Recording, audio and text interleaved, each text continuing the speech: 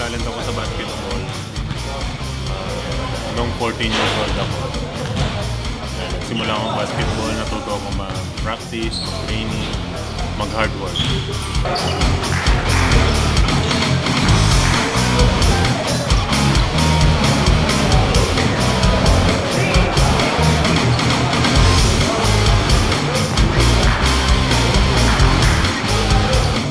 Ang basic workout ko ay abs,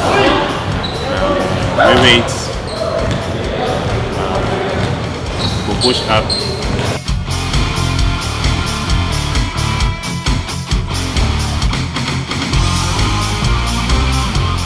Pag may laro sa ibang lugar, sa out of town game, dito sa Pilipinas ang gusto ko sa lugar ng Davao kasi tahimik, mababait din yung mga tao at may disiplina.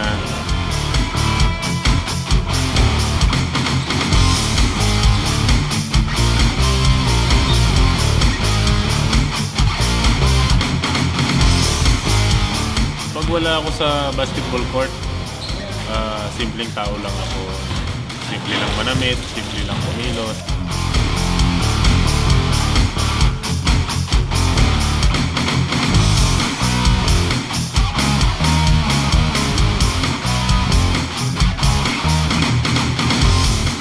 Ang gusto kong makalaro na one-on-one player ay si Tim Duncan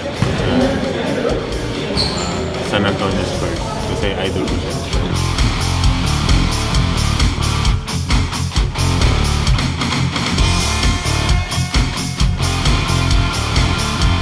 Ang mahirap na bagay sa paglalaro sa PBA yung expectation sa'yo. Kasi kapag nakapag-establish ka na ng isang position at mataas yung expectation sa'yo, kailangan palagi kang magpakita, kailangan palagi kang may ma-accomplish at magawa mo yung inaasahan sa'yo at ina-expect sa'yo. Kailangan palagi mo siyang ma-deliver.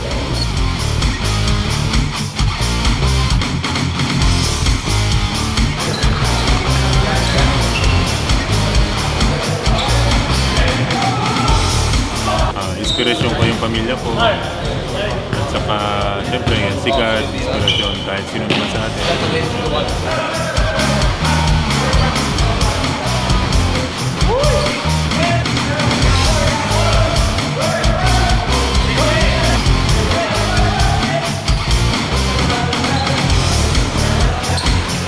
Siguro ang naging role model ko habang lumalaki ako ay ang daddy ko.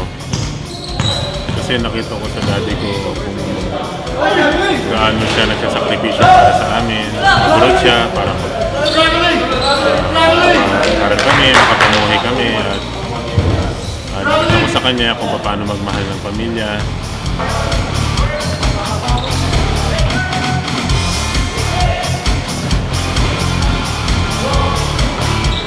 Ang gusto ko lang ma-achieve, gusto ko lang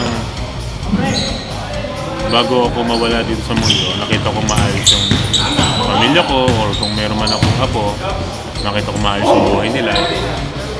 Yun lang gusto ko ma-achieve sa buhay.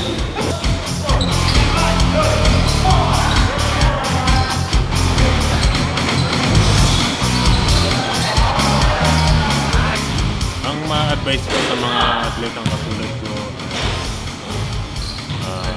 dapat may disiplina sa sarili, umiwas sa kahit anong bisyo, at humingi palagi ng tulong sa Diyos para maiwas sa mga injuries at hard work.